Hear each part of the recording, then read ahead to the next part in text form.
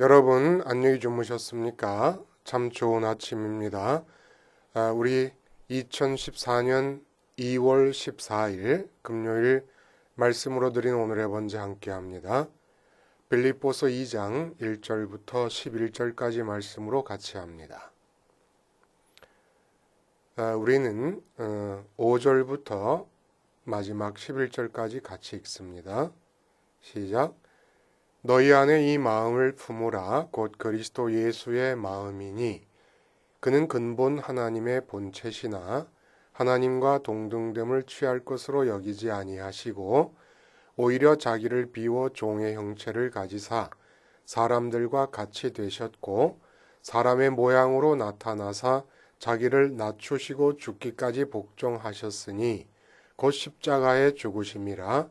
이러므로 하나님이 그를 지극히 높여 모든 이름 위에 뛰어난 이름을 주사 하늘에 있는 자들과 땅에 있는 자들과 땅 아래에 있는 자들로 모든 무릎을 예수의 이름에 꿇게 하시고 모든 힘으로 예수 그리스도를 주라 시인하여 하나님 아버지께 영광을 돌리게 하셨느니라. 우리가 함께 읽은 말씀 중심으로 겸손은 하산이 아니고 낙하이다 라는 제목의 하나님 말씀 증거합니다. 겸손은 하산이 아니고 낙하다. 하산은 말 그대로 높은 산에서 낮은 땅으로 내려오는 것을 말합니다. 반면에 낙하는 높은 곳에서 낮은 곳으로 이동하는 것은 같지만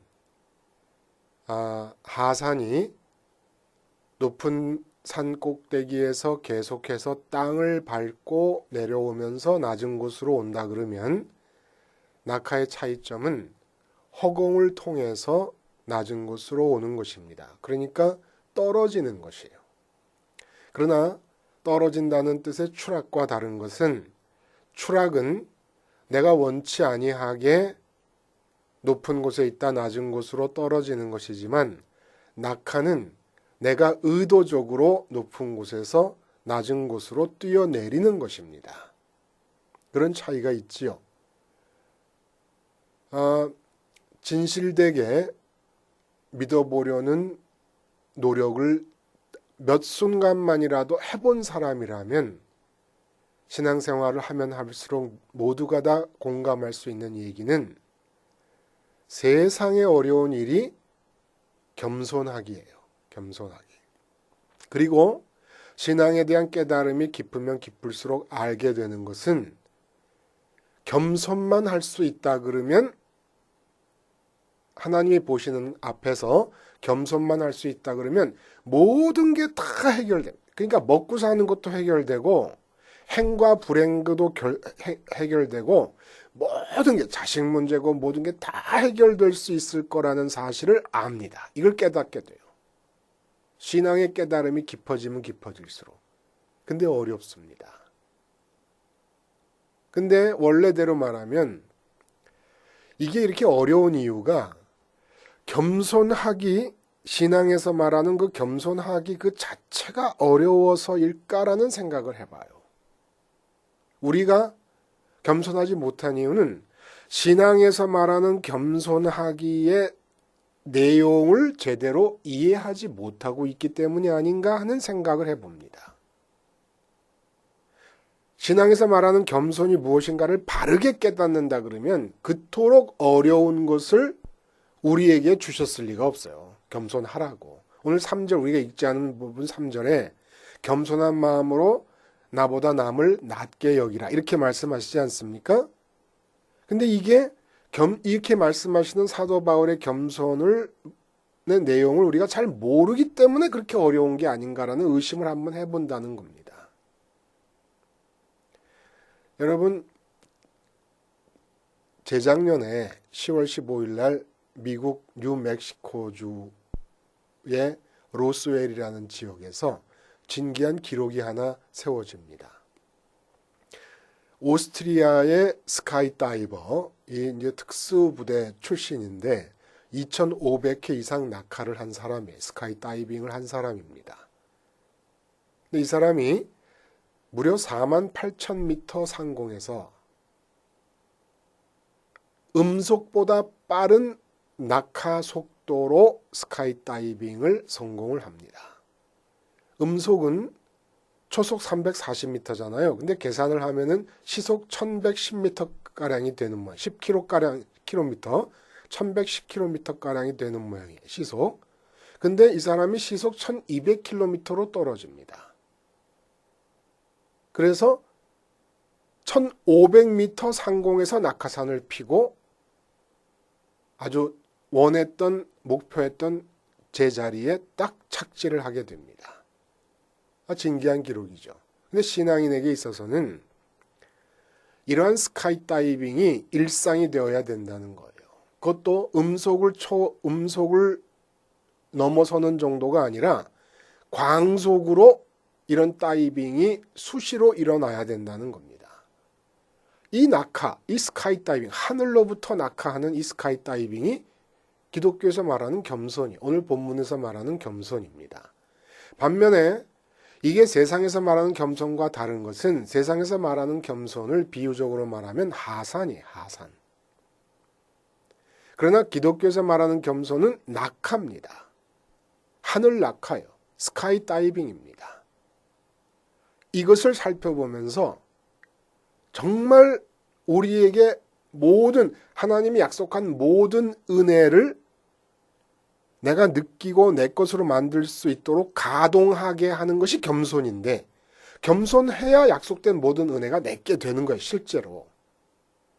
근데 그 은혜의 가나안 복지로 들어갈 수 있게 되는 어떤 실마리를 우리가 찾기를 원해요. 겸손에 대해서 생각하면서 오늘 본문은 빌립보 교인들이 교회 안에서 하나가 될 것을 사도 바울이 촉구하는데 그 하나가 될 수 있기 위한 실천적인 근거로서 겸손을 이야기합니다. 근데 이 겸손이라는 게 이제 3절에 나보다 남을 낮게 여긴다라고 하는 이 말로 규정이 되고 있는데 이러한 겸손의 당위성을 어디서 찾느냐 하면 왜 겸손해야만 하느냐라는 얘기를 하느냐 하면 그리스도 안에서 우리가 용기를 얻게 됩니다. 그걸 본문에서는 권면이라 그래요. 1절에 보면은. 그리고 그리스도의 사랑을 통해서 위로를 받게 됩니다. 아내가 나를 무시하고 남편이 나를 대우 안 해주고 사람들이 나를 무시하는데 주님께서 천지를 지으신 주인 되시는 주님께서 나를 사랑하심으로 내가 위로를 받습니다. 그리고 그리스도 안에서 성령과 교제를 하게 되고 그럼으로써 하늘을 느끼게 되잖아요.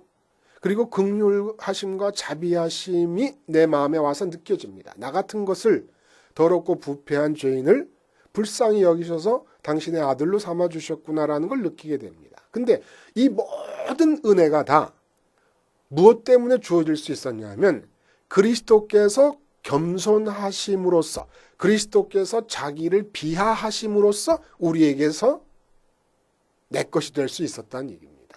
그분의 권면하심, 용기를 주심과 위로와 긍휼히 여기심과 자비하심과 성령의 교제하심 이 모든 것들이 그리스도가 겸손하셨기 때문에 우리 것이 될 수 있었다는 얘기예요. 그러므로 우리도 겸손해야 될 것은 그분의 겸손함 때문에 이 모든 것을 얻고 있기 때문에 우리도 사람을 대할 때 주님이 나를 대하실 때 겸손하셨던 것처럼 나도 겸손해야 된다라는 얘기를 하면서 그 겸손의 내용과 가능성을 예수님의 자기 비하에서 찾아내는 거예요. 우리가 어떻게 겸손할 수 있느냐? 예수님께서 겸손하셨기 때문에 우리가 겸손할 수 있다. 그 내용이 뭐냐? 예수님의 겸손함을 들여다보면 나타난다. 이 얘기를 하는 거예요. 그 내용이 그 유명한 그리스도 창가 아닙니까? 하나님의 본체시나 동등됨을 취하지 아니하시고 자기를 비워 종의 형체를 띠어 이 세상에 내려오셔서 인간이 되시고 종처럼 순종하며 사시다가 십자가에서 죽기까지 그 순종이 극에 달하게 됩니다. 이 자기 비하가 우리의 겸손의 가능성이고 가능한 근거고 내용이라는 거예요. 이 주님의 자기 비하가 없으면 우리는 겸손할 수 없다는 얘기예요. 이게 가능성의 근거라는 것은. 근데 세상 사람들은 주님의 비하를 몰라도 겸손하지 않습니까? 그러니까 이게 완전히 다르다는 거예요. 그러니까 본문을 언뜻 보면은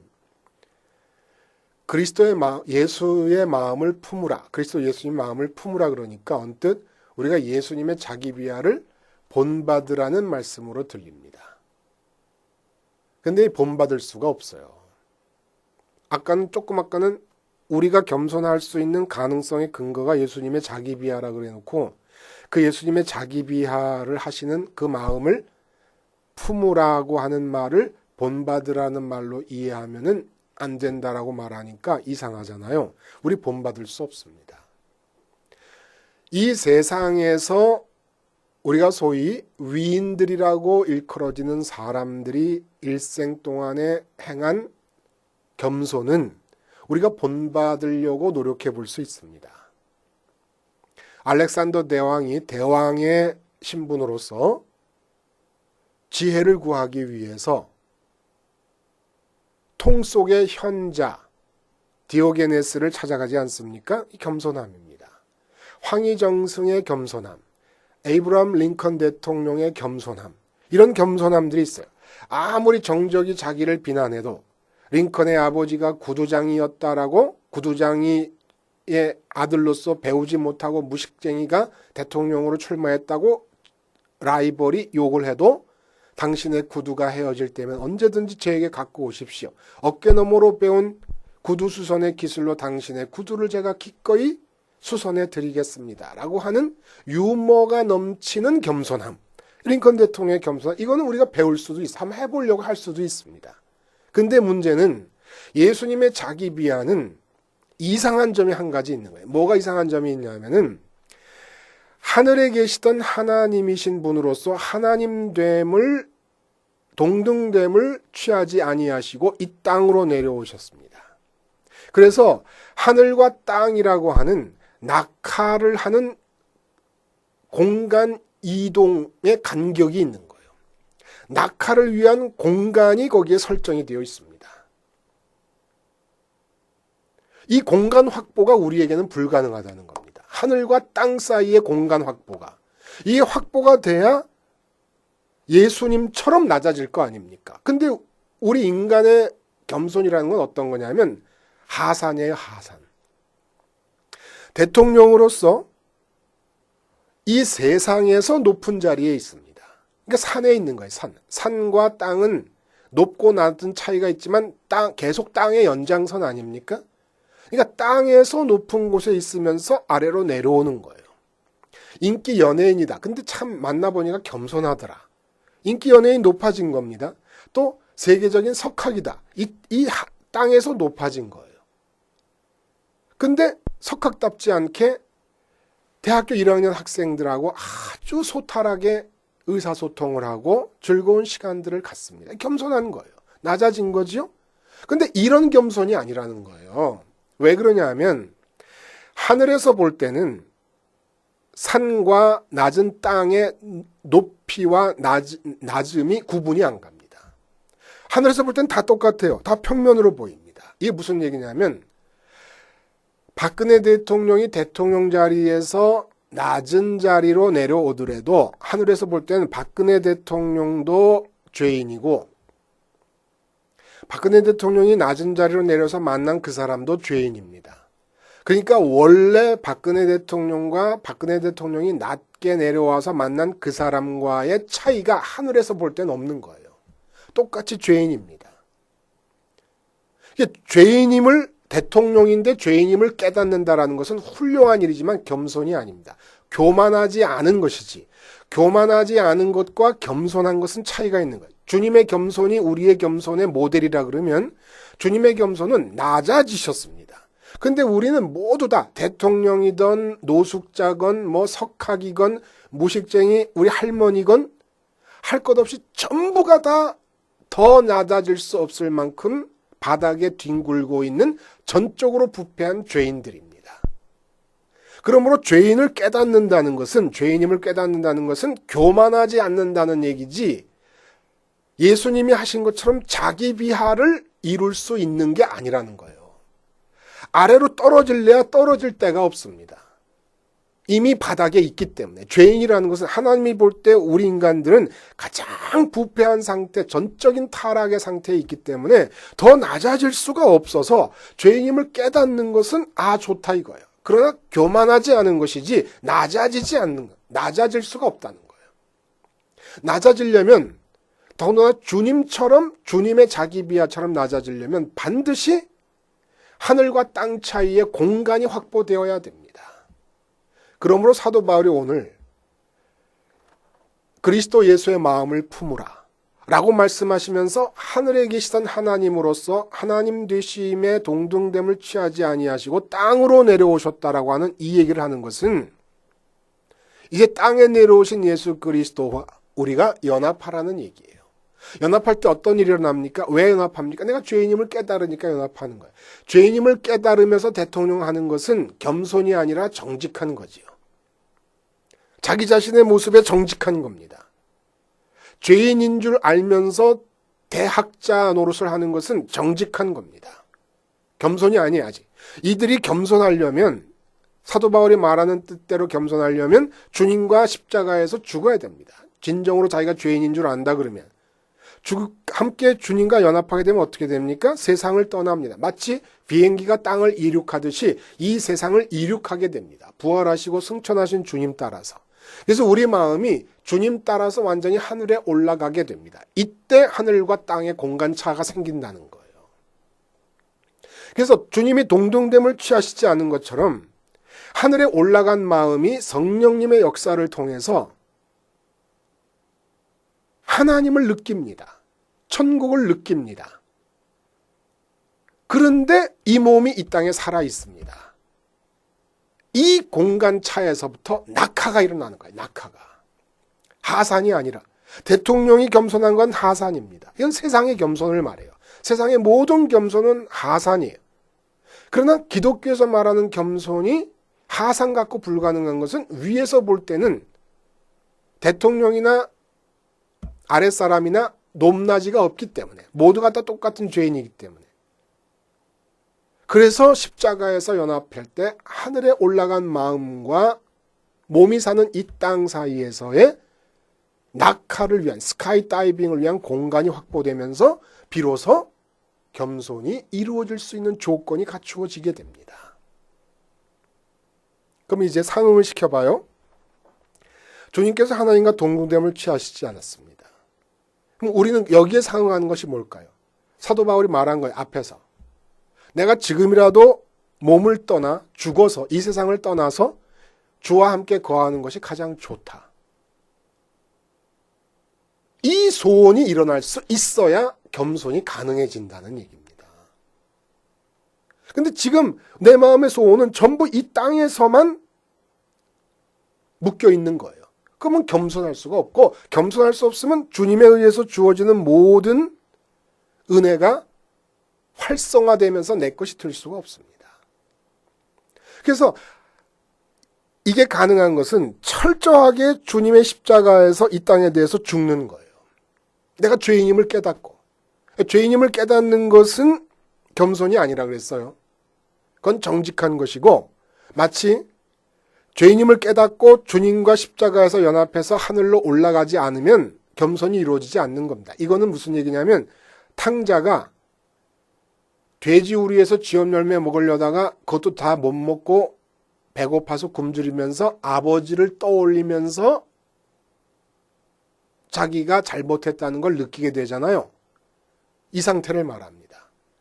근데 십자가와 연합해서 마음이 하늘로 올라가지 않으면 아버지께로 돌아오지 않는 거예요. 아버지께로 돌아오는 자가 겸손한 겁니다. 진짜 낮아진 자예요. 아직도 자기 자존심이 있어가지고 내가 암만 그래도 이 꼴로 어떻게 아버지 집을 찾아가냐 이러고 있으면 교만한 거 아닙니까? 돌아와야 되는 거예요. 그런 것처럼 아버지께로 우리 마음이 돌아가야 됩니다. 이 세상에서 이루고 싶은 것이 많아서 이 세상을 전전긍긍하던 것이 탕자의 마음이에요. 그러니까 죄인됨을 알고 이 세상에서 돌아다녔던 게 죄였다는 것을 알고 이제 아버지께로 돌아가야 됩니다. 돌아가게 되면 나타나는 일이 너무 좋아요. 하늘이 성령님께서 그걸 가르쳐 주십니다. 그래서 이걸 아직 느끼지 못한다 그러면 지금 내가 몸을 떠나서 주님과 함께 거하는 게 제일 좋다라고 하는 것을 느낄 수 없다 그러면, 아니 하다못해 이론적으로라도 믿을 수 없다 그러면, 그래서 마음은 못 따라가지만 말로라도 나는 지금 죽어서 하나님께로 가는 게 제일 유익한 거다, 내게 그것이 최선이다라고 고백할 수 없다 그러면 이건 아직 신앙이 아니고 겸손을 내 문턱에도 못 온 겁니다. 근데 그렇게 알고 있는데 내 몸이 이 땅에 살아요. 이때 나타나는 특징이 뭡니까? 절대로 사람을 만날 때 그 사람에게서 내게 필요한 무엇을 얻으려고 하지 않습니다. 그 사람의 필요가 뭔가를 보는 거예요. 이게 겸손의 완성입니다. 나보다 남을 낮게 여긴다는 것은 그 사람을 내가 섬겨야 될 종으로 보는 거예요. 섬긴다는 게 뭐예요? 그 사람의 필요에 촉각을 곤두세운다는 겁니다. 내가 나의 필요를 그 사람으로부터 빨아들이려는 것이 아니라 그 사람의 필요를 보면서 내가 그 사람 필요를 채워주려고 하는 거예요. 그리고 이 세상, 인간 세상에서는 내가 얻으려고 하는 게 아무것도 없는 상태가 되는 겁니다. 왜? 내 마음에서 진짜 얻고 싶은 것은 하늘에 다 있기 때문에. 그걸 아는 겁니다. 하늘에 다 내가 원하는 게 다 있습니다. 나의 완벽한 만족, 완벽한 기쁨, 이 모든 게 다 하늘에 다 있다는 걸 압니다. 그래서 이 땅에서는 아무것도 원하지 않고 만나는 모든 사람을 그 사람의 필요를 위해서만 관계합니다. 주님이 그러신 거잖아요. 사도 바울이 그러신 거잖아요. 이 세상에서 주님이 얻으시려고 노력한 게 뭐가 있습니까? 아무것도 없어요. 자기 자신을 위해서. 사도 바울이 자기 자신을 위해서 얻으려고 한 게 뭐가 있습니까? 오순절 이후에 사도 베드로가 자기 자신을 위해서 얻으려고 한 게 뭐가 있습니까? 아무것도 없어요. 오순절 이후에 생긴 초대교회에서 교인들이 한 게 무엇입니까? 유무상통이에요. 자기 주머니를 열어놔 버렸습니다. 가난한 사람들이 와서 쓸 수 있도록. 이게 가능합니까? 하늘에 다 필요한 게 있다고 생각하니까. 그러니까 돈 많은 부자들이 가난한 사람들의 종이 돼버린 거예요. 자기 돈으로 가난한 사람들을 섬기는 겁니다. 이게 겸손이라는 거예요. 그리고 이 겸손, 세상에 하산과 같은 겸손이 아니라 낙하의 겸손이 하산 겸손보다 더 쉬워요. 내가 하는 게 아니라 주님께서 해주시는 겁니다.